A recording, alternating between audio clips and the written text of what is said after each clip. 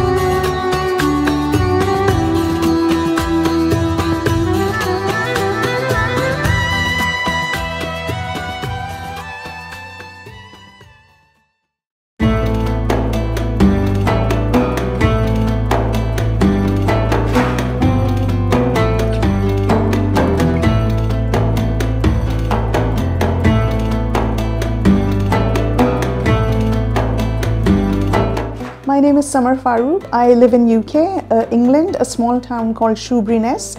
It's a beautiful coastal town, and I'm originally from Pakistan. I have a true passion for the art of calligraphy, and my background is finance.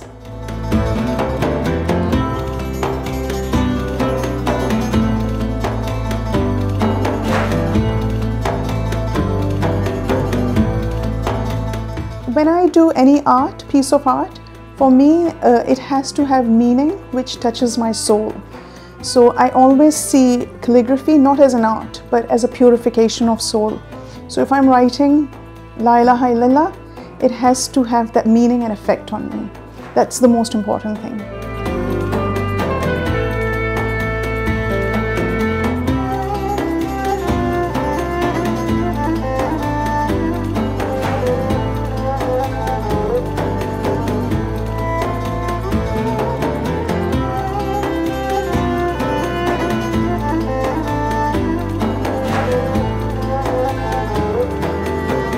So this was back in January 2021 when UK went into third lockdown pandemic, and my teacher Haji Noordin Hoja, he started following me on Instagram, just randomly, so randomly, and I looked at his work and I was really inspired by the Chinese calligraphy, and he was offering online classes and I took up the course, and that's how I first started calligraphy. When I went into this field, I started to look at many other forms, and Kufic also really inspired me. So now I specialize in Chinese and Kufic.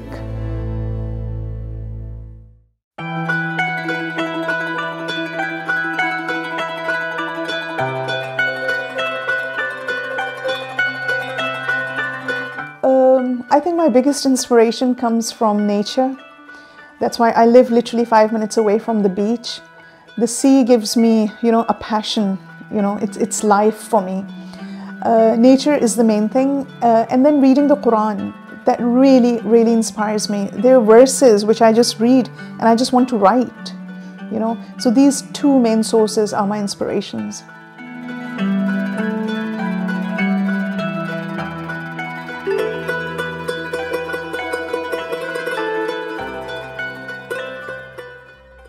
So for me, Islamic art is purification of soul.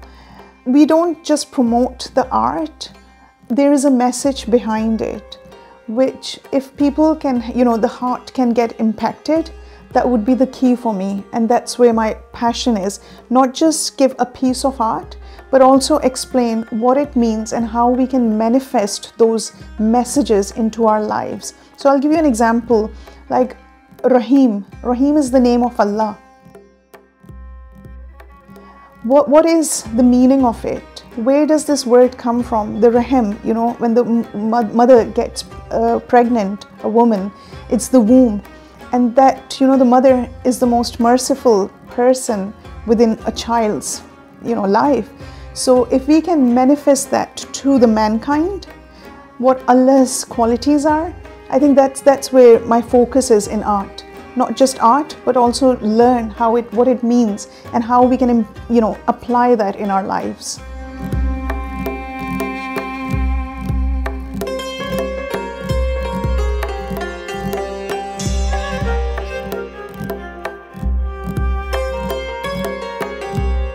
So my main focus is calligraphy, and I specialized in Chinese by learning 2.5 years with our teacher, Hoja Haji Nurdin. He's based in China and he's the master calligrapher in this field. I produced nearly 180 pieces as part of the homework, and that's how I trained. I don't have ijaza in Chinese, but I have ijaza in Kufic. And Kufic I did with a teacher in Morocco, Ustad Abu Zaid, and I did classes with him. I produced a lot of work for him to approve, and I got trained under his tutelage, and then I got my ijaza with him.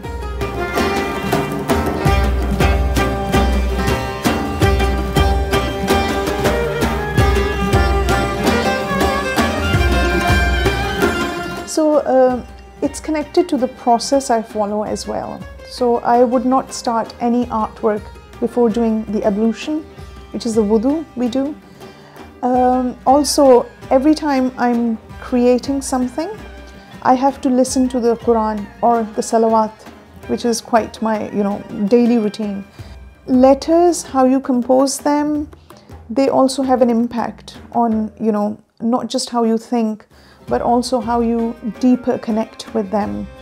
My daily routine is actually a lot of adhkar, so I do astaghfar and salawat and many other verses.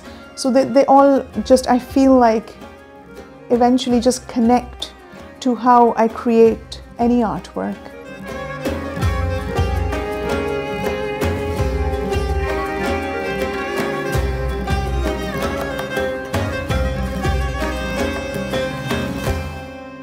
So I'm a bit of a free spirit. I don't like one place to sit down and create art. That's why I don't have a specific studio or something. I like where the space is open.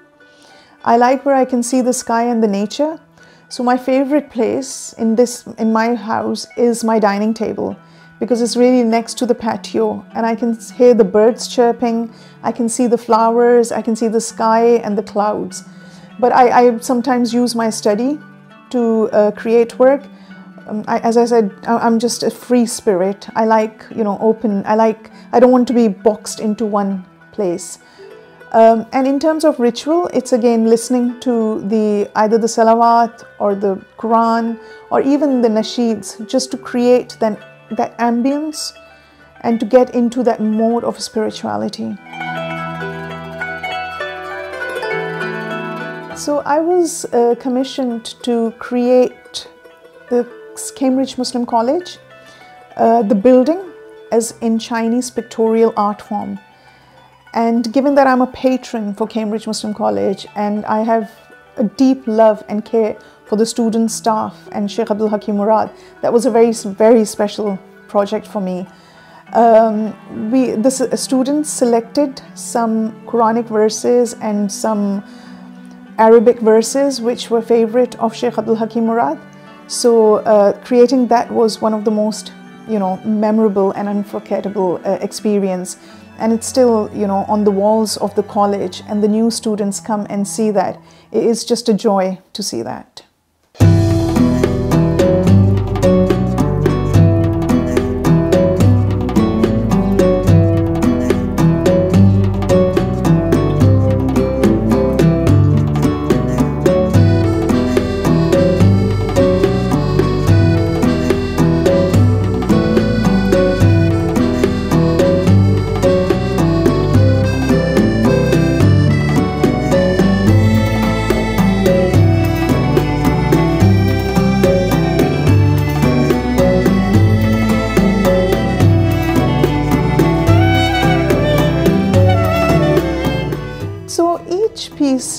is different. One piece can take 2 days just to compose it. One piece can actually just take 1 hour to compose it. So everything, I think each piece really depends, it varies in terms of time. But my focus mainly is on the beauty, the proportion, and the balance. So when the viewer is looking at the art, it doesn't have many spaces. It looks, balanced to the eye. The steps we follow are totally different from Kufic to Chinese. Chinese is all about you practicing it, and the design just keeps evolving. So if I'm writing something, I'll rotate the paper and the shape will look different, because Chinese is a lot based on shapes. Whereas Kufic, you really have to have a balance. So if you think about a balance, if you divide the calligraphy into half, the both parts need to be totally symmetrical. So that's the main focus.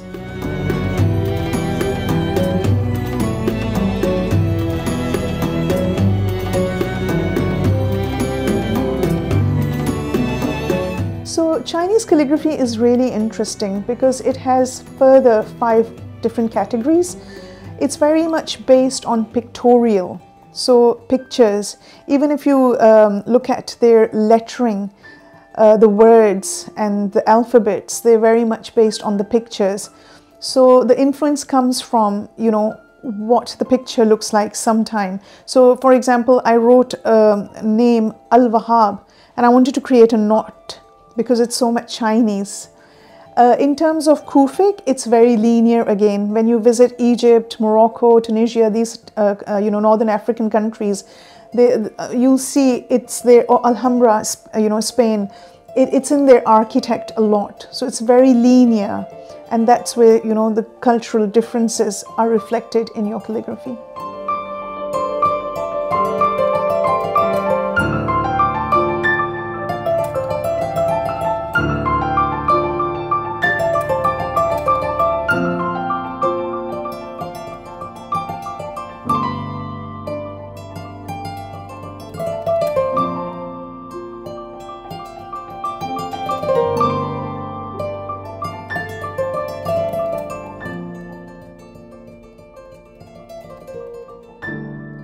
So I have a true passion for Chinese calligraphy and Kufic. With Kufic, it's very geometrical, so I quite like, the linear, the balance and proportions. With Chinese, it's very free-flowing, so I quite like, which is actually quite the opposite of Kufic. So I quite like that free-flow style as well.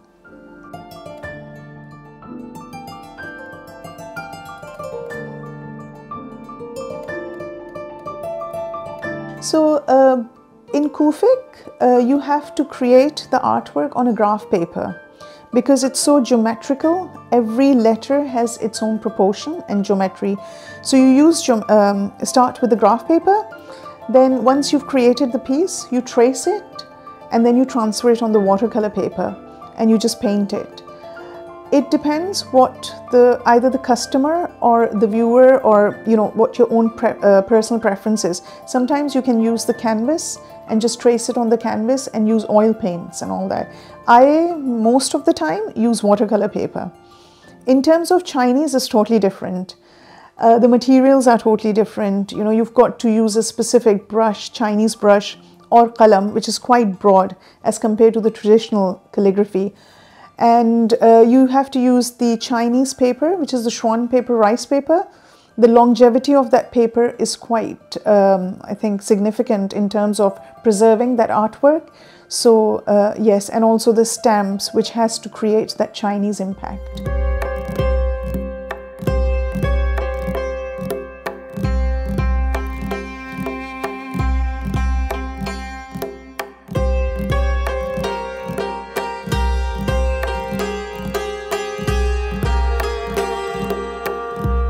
So, to err is human. We all make mistakes.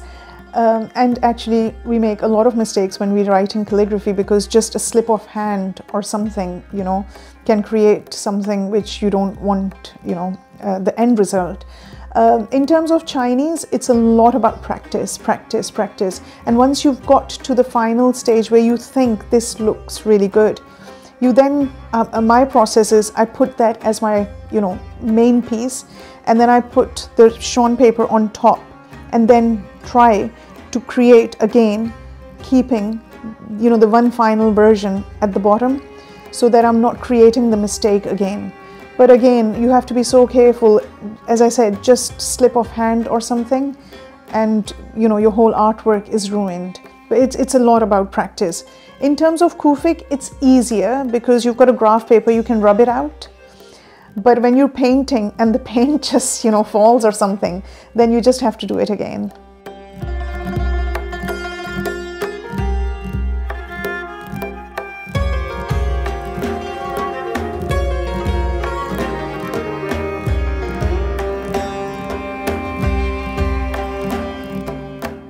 Chinese calligraphy in terms of aesthetics is simple because you just use the ink on the paper.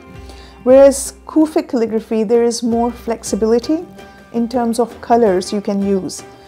I try to use colors apart from black and gold, and I get that inspiration a lot from the nature. So when I'm sitting next to the beach, the different shades in the ocean will give me that inspiration. What colors can I reflect in my artwork? The different shades of the flowers, so many colors, so much beauty outside. It really inspires me, not only just how to color my artwork or what colors to use, but also how I can implement maybe some shapes and forms into my artwork.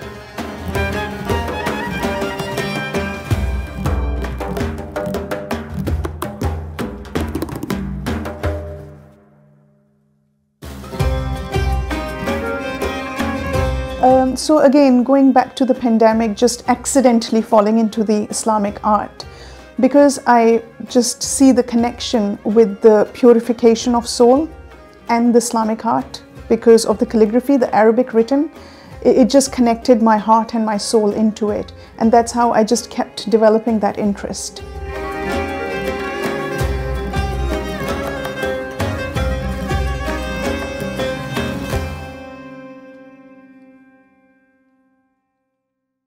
So in terms of Kufik and Chinese, they both, I think, allow flexibility to create something which is not just traditional, but also bring some modernity to it. So for example, in Kufik, I've started to incorporate geometry into it.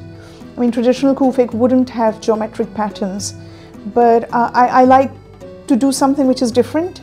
Every piece needs to be something, new to the eyes of the viewer. So I try to combine.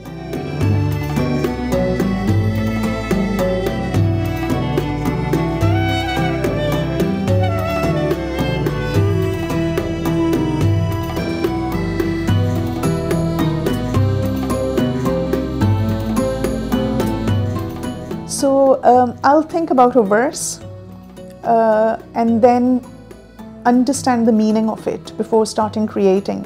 So for example, the qalb salim, which means a sound heart. I wanted to create something which also has heart in it. So when people look at it who don't understand Arabic, can connect to it.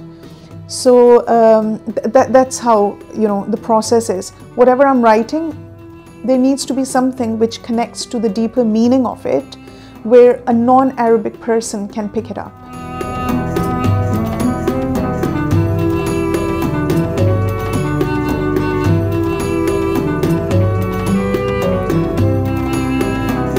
So Islamic art, I always say, especially calligraphy, is about 3 P's: patience, perseverance, and practice.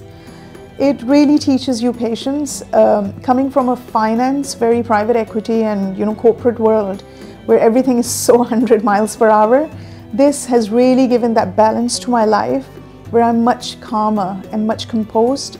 So patience is the key. You have to practice.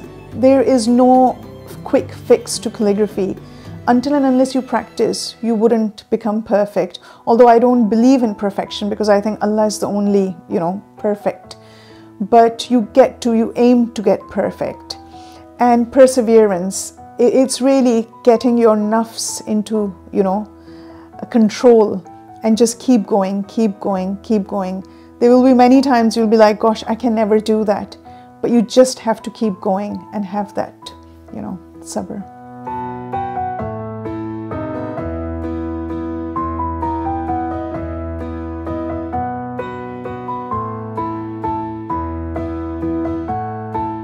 When you first see what you have created, it's just really amazing. For me, it gives me more satisfaction than completing a tax return or a financial project. It's a culmination of, your sabr, your perseverance, your practice, creating the balanced piece, proportion, beauty. And when you see it all in one piece after maybe hours and hours or days of creating that artwork, it's truly magical.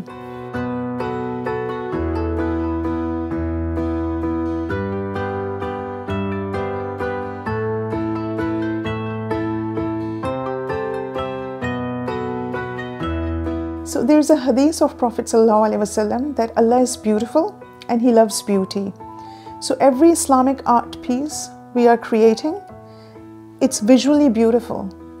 But how does it impact your soul, your being within yourself? We should be representing Islamic art as human beings. When people see us, they look at our beauty, but not just externally, but also internally. How do we implement that? And how do we portray the beauty within us, which the Islam has given us, brought in life?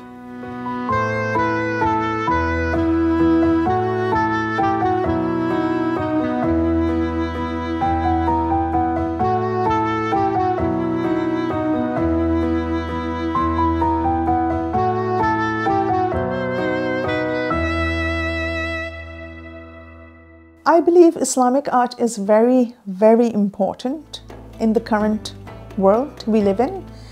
It brings communities together.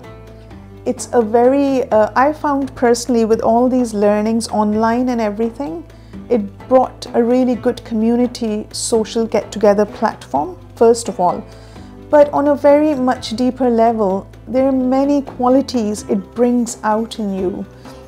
Sabr is one of the key things. The beauty, is another one.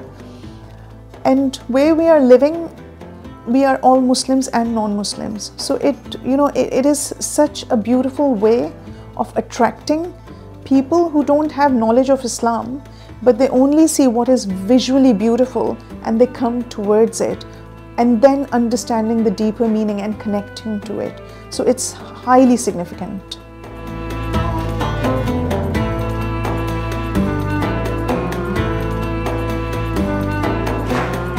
I'll give you an example. I was at an exhibition in Manchester, and I had written Rabbi Zidni Ilma, which is the Prophet's, I think Prophet Musa's prayer. O Lord, increase me in knowledge. And there were non-Muslims people buying my artwork because they really liked the meaning of that dua prayer, and they liked the artwork. So they said, oh, if we put it the artwork, it will remind us that we need to pray to the Lord or to the divine, whoever they believe in, to increase our knowledge.